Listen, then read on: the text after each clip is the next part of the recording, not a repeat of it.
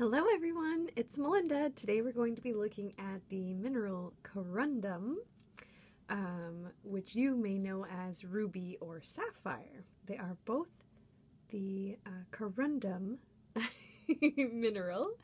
And last year I actually only had these two specimens here, Ruby and Zocite and Ruby and Fuchsite, and that was the only Corundum I had. And it seemed like a very elusive mineral to me, very difficult to find, until I met my friend Steve, who very generously brought me to a lovely site where these specimens and a couple of the smaller specimens are from. And wow, was that ever exciting. I am still so excited to have these beautiful pieces in my collection. And then throughout the summer I found some more purchased pieces that I added to my collection, so I am quite thrilled with my Corundum collection at this point. It's got both purchased and rock-hounded, so yeah, so fun. I think I'll start by showing you the larger pieces.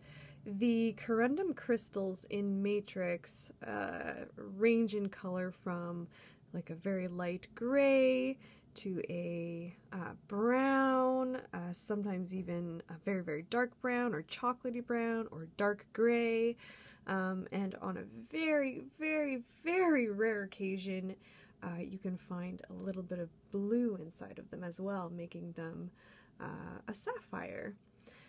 So I'll start by showing you these, and they are from the Minden, Ontario location near Minden. There we go. Isn't that something?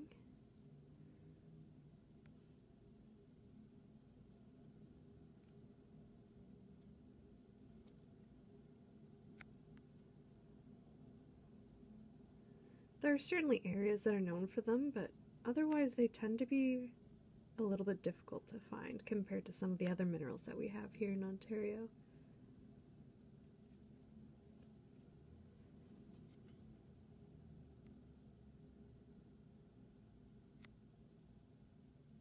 Isn't that gorgeous?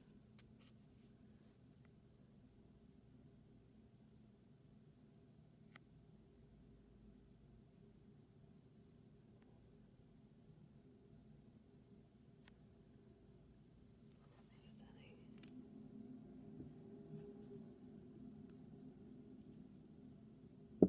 There we go. And then the largest one.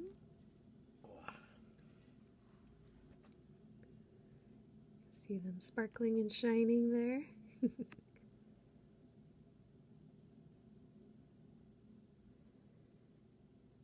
Absolutely gorgeous.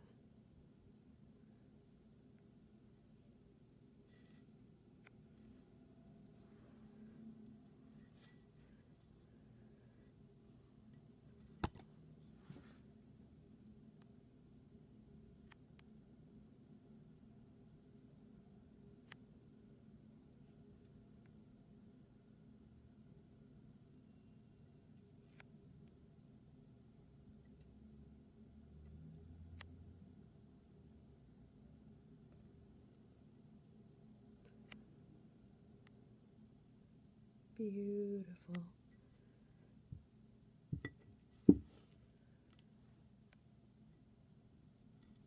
So corundum is a crystalline form of aluminum oxide, typically containing traces of iron, titanium, vanadium, and chromium.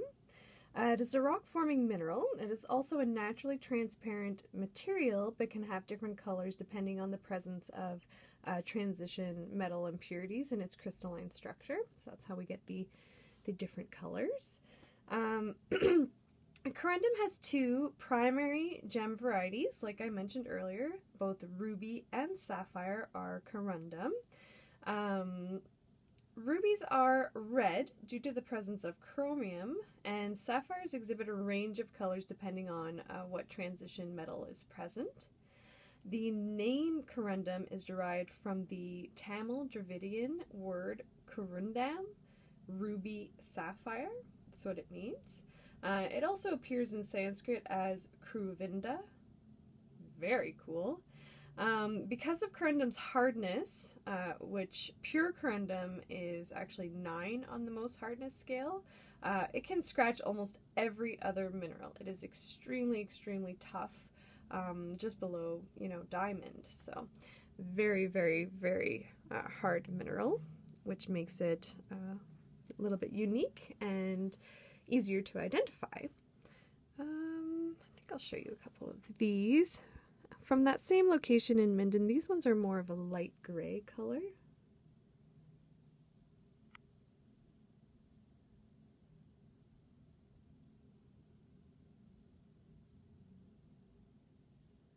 They blend in with the matrix until you kind of see the shape of them and the little subtle shines of them. Gorgeous.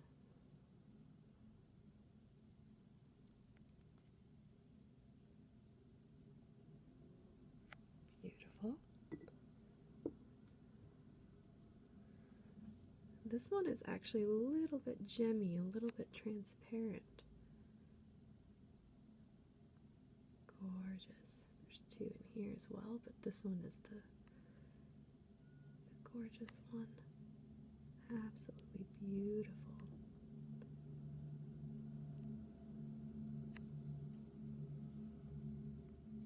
I love when that train goes by. I don't know if you can hear that, but I just love that. Let's see if I can get a little closer.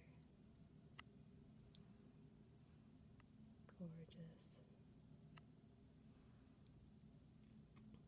So corundum is commonly used as an abrasive on everything from sandpaper to large tools used in machining metals, plastics, and wood. And it occurs as a mineral in mica schists, gneiss, and some marbles in metamorphic terrains. It also occurs in low silica igneous syenite and nepheline syenite intrusives. Gorgeous. So from that same location came this beautiful dark brown, like dark chocolate brown specimen. And I actually sold one of these in my sale last year. Actually, now that I think of it, I traded it to my new friend who sent me some L-bait tourmaline in exchange, so that was a wonderful trade. Oh, I love this piece. I love the color of it. Gorgeous color.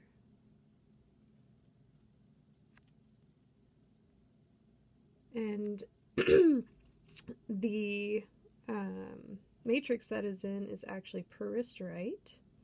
You can see here a little bit of that rainbow flash.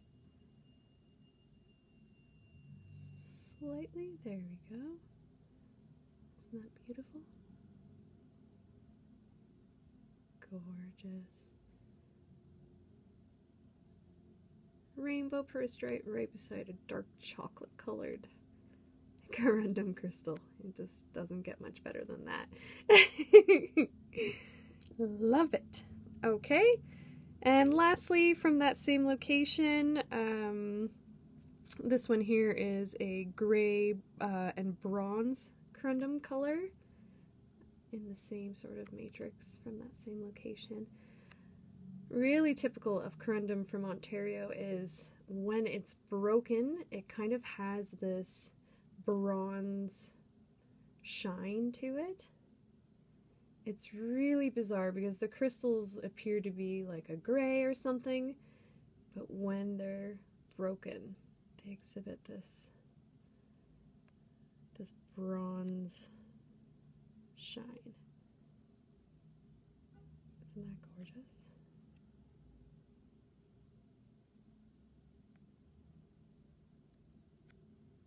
Nice crystal.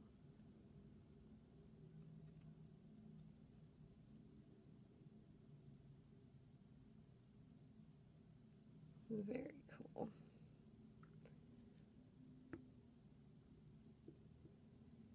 And then this one here is from Ontario. I'm not sure of the exact location. I'm assuming it's corundum because of its hardness. It's extremely hard. I'm referring to this little crystal inside the matrix, of course. And it also has a very characteristic shape of corundum, which is kind of fat in the middle, and then both sides peter out into a point. Very, very easily recognizable shape. However, this one's just kind of sticking out, so I could be mistaken, but not very many things are that hard.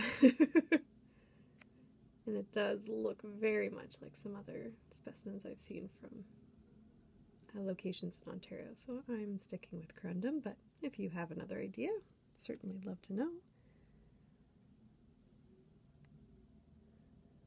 Okay, so far amazing. Oh goodness, how I just love these. Oh, absolutely love them.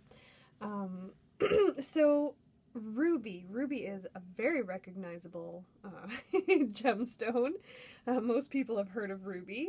It's a pink to blood red colored gemstone. It's a variety of the mineral corundum, like we've been saying. Ruby is one of the traditional cardinal gems, together with amethyst, sapphire, emerald, and diamond. And the word ruby comes from ruber, Latin for red. And the color of ruby is due to the element, the element chromium. So this was the first ruby that I purchased, a little raw ruby. It's just small, so I keep it in this little container.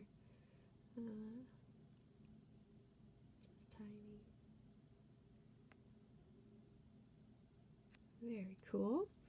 And then later I acquired this one, which is from Karnataka state in India.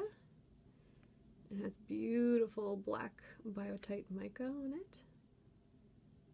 Much larger specimen, slightly transparent, not all the way through, but just the material itself.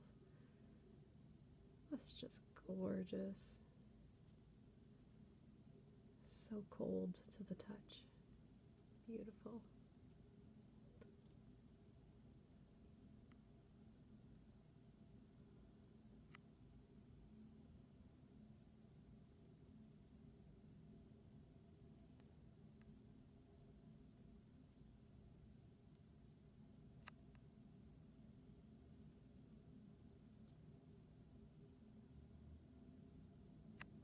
Gorgeous. There we go. And then recently I purchased this ruby and kyanite tumbled stone. I had seen them being sold, you know, in metaphysical shops and things, and so I wanted to purchase one and investigate. So the thing that really intrigued me was that a lot of people argued that these were faked. There's a lot of debate about it in the mineral world. Were they fake? Are they just rare? A lot of people on Mindat or Mindat were discussing this, and having seen that popular trend of them being sold, you know, just wondering. A lot of people thought they were fake, so I absolutely had to have one, even if it turned out to be fake, which I certainly don't believe is true. I think after all the discussion was had, it would be more classified as maybe a little bit uncommon, but definitely not a rare thing. One person on Mindat or Mindat said that they have some specimens themselves, raw specimens from a fellow mineral lover in western North Carolina in the USA. And he hounds a metamorphic outcrop in his area that contains pink to red or even blue corundum with kyanite laths in an emery ground mass. So certainly people have seen this type of formation. I checked myself on Mindat. I like to be as thorough as I can be.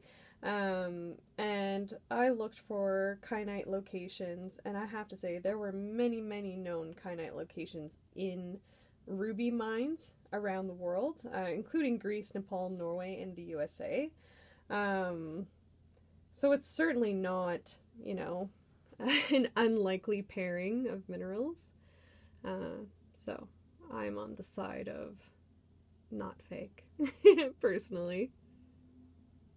But either way, I just like to have these things anyways. I enjoy it. There we go.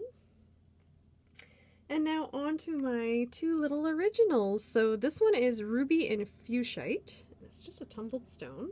Go. You can see the little red rubies in there. Pinky red. See? Oh, it's a lovely stone. I just love it. Oh.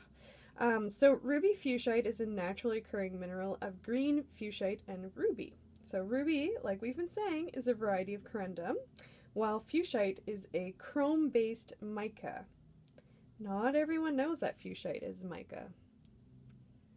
Something new we learn every day. So this combination of stones was only recently discovered and is, as of now, only found in southern India. But it is abundant in that particular spot.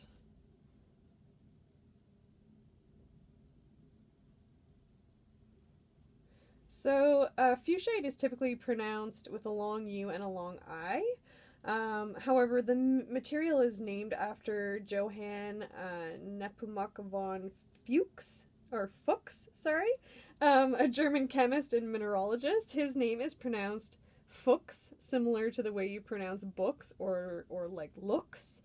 So a lot of people argue that it should technically be pronounced Fuchsite. Fuchsite. I don't see why not.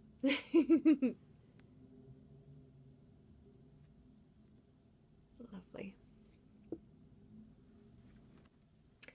So the ruby in Zocite tends to be darker. As you can see, you can still see those beautiful pinky red circles in there. Often ruby and fuchsite or Fuchsite is confused with the ruby and Zocite. They're mixed up a lot. Ruby and Zocite is also called annealite. It is a rock composed of green Zocite with red corundum crystals, which is ruby. And it's often accented by black crystals of the hornblende Churkmakite. My apologies. Churkmakite. That's the best I can do with it. And so, like I said, a lot of people, especially when they're just starting out, get these two confused, which is totally understandable.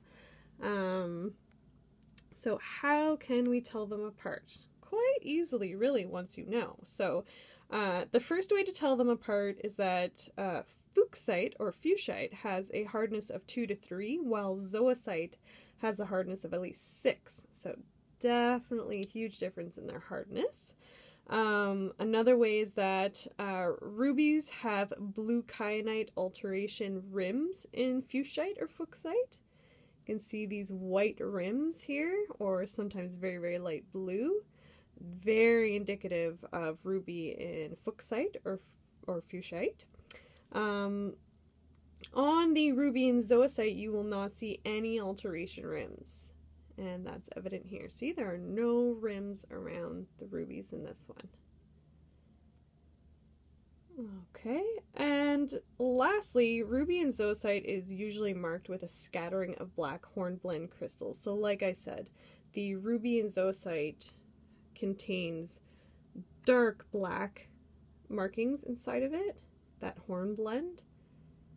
Very easy way to tell it apart from the ruby and Fuchsite or Fuchsite.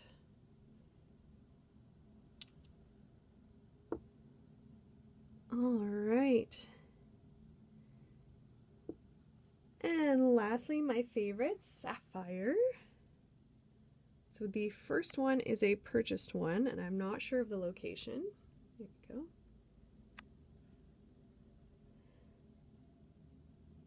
Looks a little bit bluer in person, I've got to say. This looks a little grayish here, but you can sort of see the blue in it.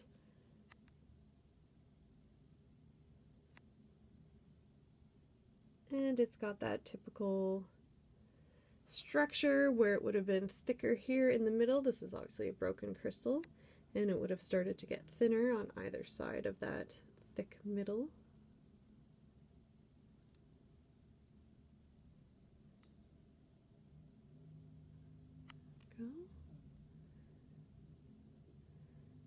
This one was a lucky find. Like I said, they're very, very rare, but I found this one in at the Minden location. And you can see that gemmy blueness in there. Isn't that gorgeous? Like I said, it's a very rare thing to find around here. And it seems to be dark in most of its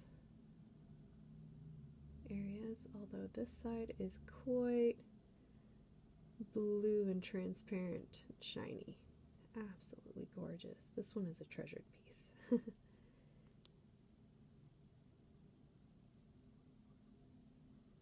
Let's see if we can get closer. Nope, not that close.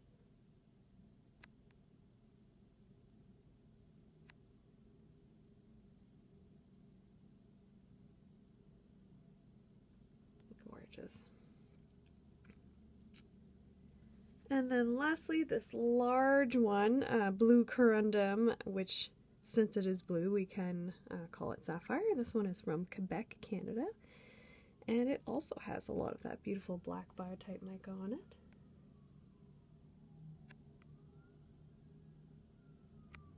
There we go. A lot of saturation of blue in here and in around here, here. Gorgeous piece. I love this piece. So sapphire is a precious gemstone. Again, it's a variety of the mineral corundum.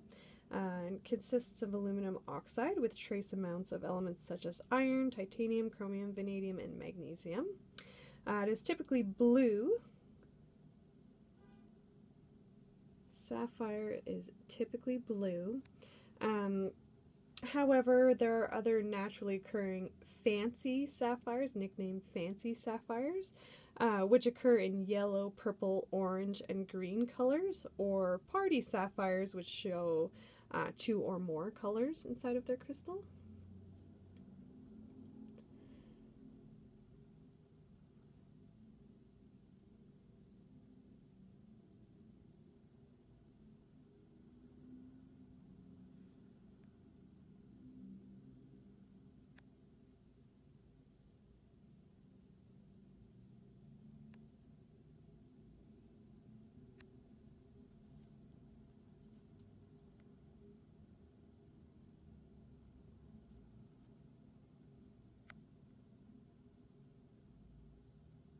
Gorgeous.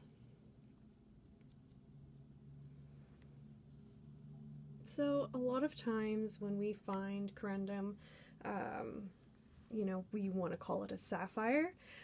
Typically gray, brown, black colors are simply considered corundum. Just corundum.